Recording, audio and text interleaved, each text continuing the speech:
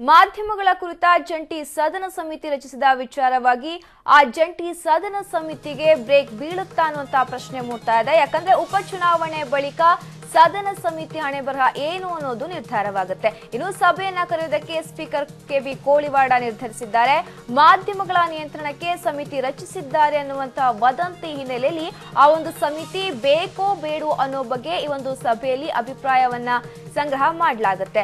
ಇನ್ನು ಈ ಒಂದು ಸಭೆಗೆ ಮೇಲ್ಮನೆ ಸಭಾಪತಿ ಡಿಎಚ್ ಶಂಕರಮೂರ್ತಿ ಹಾಗೇನೆ ಸಿಎಂ ಸಿದ್ದರಾಮಯ್ಯ ಹಾಗೇನೆ ವಿಪಕ್ಷ ನಾಯಕರು, ಸಮಿತಿ ಸದಸ್ಯರು, ಮಾಧ್ಯಮ ಪ್ರತಿನಿಧಿಗಳಿಗೆ ಆಹ್ವಾನವನ್ನ ಕೊಟ್ಟಿದೆ. ಇನ್ನು ಸಮಿತಿ ಬೇಡ ಅನ್ನುವಂತ ಒಮ್ಮತದ ಕೂಗು ಏನಾದ್ರೂ ಕೇಳಿ ಬಂದ್ರೆ ಮಾಧ್ಯಮಗಳ ಕುರಿತ ಜಂಟಿ ಸದನ ಸಮಿತಿಗೆ ಬ್ರೇಕ್ ಬೀಳುತ್ತೆ ಅನ್ನುವಂತ ಮಾತುಗಳು ಕೂಡ ಕೇಳಿ ಬರ್ತಾ ಇದೆ. ಅದಾದ ನಂತರದಲ್ಲಿ ಸಭೆಯ ನಿರ್ಣಯವನ್ನ ಕೋಳಿವಾಡ ಅವರು ಮುಂದಿಡ್ತಾರೆ.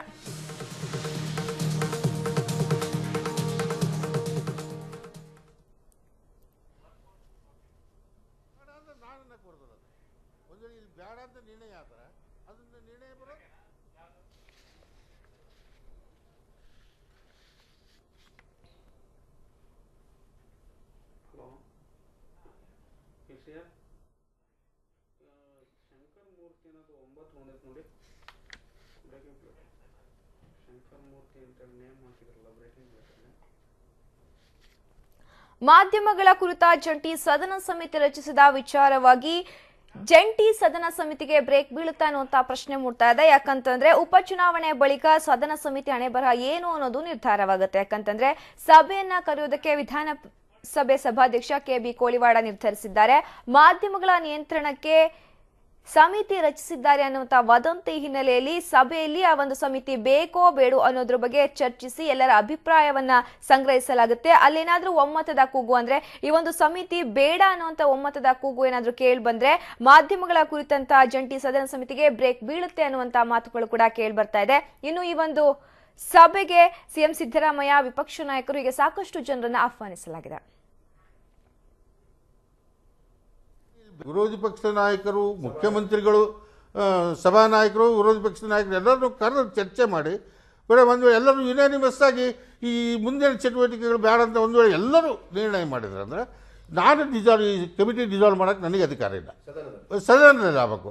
ಮುಂದೆ ಸದನ ಕರೆದಾಗ ಡಿಸಾಲ್ವ್ ಮಾಡೋಕ್ಕೆ ಹೊರತಾಗಿ ಅಲ್ಲಿವರೆಗೆ ಕಾರ್ಯಚಟುವಟಿಕೆಗಳು ಸ್ಥಗಿತ ಆಗ್ಬೋದು. ಬೇಡ ಅಂದರೆ ನಾನು ಅನ್ನಕ್ಕೆ ಬರೋದಿಲ್ಲ. ಅದನ್ನು ಒಂದು ವೇಳೆ ಇಲ್ಲಿ ಬೇಡ ಅಂತ ನಿರ್ಣಯ ಆದರೆ ಅದನ್ನು ನಿರ್ಣಯ ಬರೋದು ಸದನ ಪ್ರಾರಂಭ.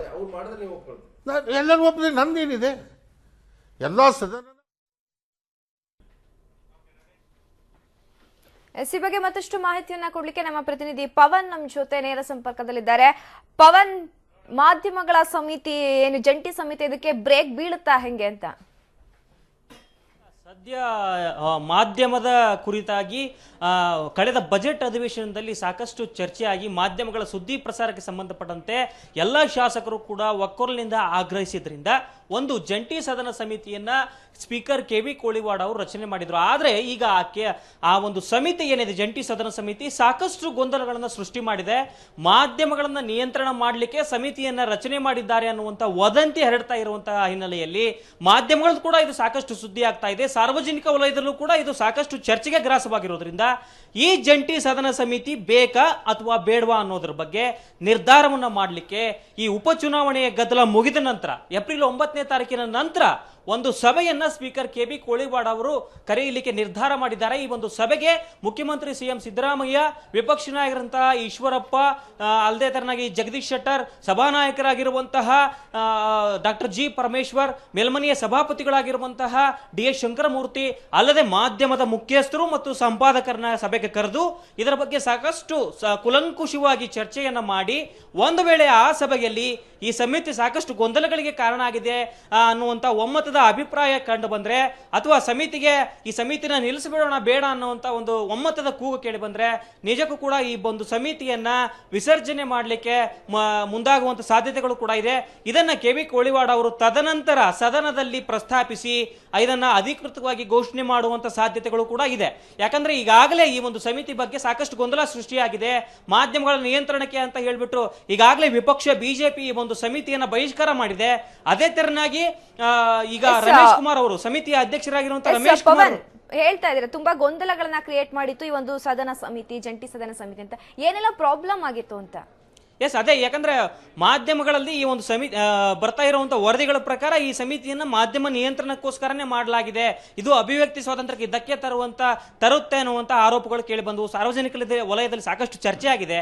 ರಮೇಶ್ ಕುಮಾರ್ ಅವರು ಕೂಡ ಇದೇ ಒಂದು ಕಾರಣಕ್ಕಾಗಿ KV ಕೋಳಿವಾಡ್ ಅವರಿಗೆ ಪತ್ರವನ್ನ ಬರೆದು ಇದರ ಬಗ್ಗೆ ನನಗೆ ಟರ್ಮ್ಸ್ ಅಂಡ್ ಕಂಡೀಷನ್ಸ್ ನ ಕೊಡಿ ಅನ್ನುವಂತ ಮಾತನ್ನು ಕೂಡ ಹೇಳಿದ್ದಾರೆ. ಅಂತರವನ್ನ ಕಾಯ್ದುಕೊಳ್ತಾ ಇದ್ದಾರೆ ಸ್ಪೀಕರ್. ಈಗ ಮಾಜಿ ಸ್ಪೀಕರ್ ಆಗಿರುವಂತಹ ರಮೇಶ್ ಕುಮಾರ್ ಅವರು ಕೂಡ ಅಧ್ಯಕ್ಷರಾಗಿರುವಂತಹ ರಮೇಶ್ ಕುಮಾರ್ ಅವರ ಅಂತರವನ್ನು ಕಾಯ್ದುಕೊಳ್ಳುವಂತದ್ದು, ಮತ್ತೆ ವಿಪಕ್ಷ ನಾಯಕರು ಕೂಡ ಈ ಒಂದು ಸಮಿತಿ ನಮಗೆ ಬೇಡ ಅನ್ನುವಂತ ಅಭಿಪ್ರಾಯ ವ್ಯಕ್ತಪಡಿಸಿರೋದ್ರಿಂದ ಕೇವಲ ಕಾಂಗ್ರೆಸ್ ಸದಸ್ಯರನ್ನ ಇಟ್ಟುಕೊಂಡು ಈ ಒಂದು ಸಮಿತಿಯನ್ನು ಮುಂದುವರಿಸಲಿಕ್ಕೆ ಆಗೋದಿಲ್ಲ.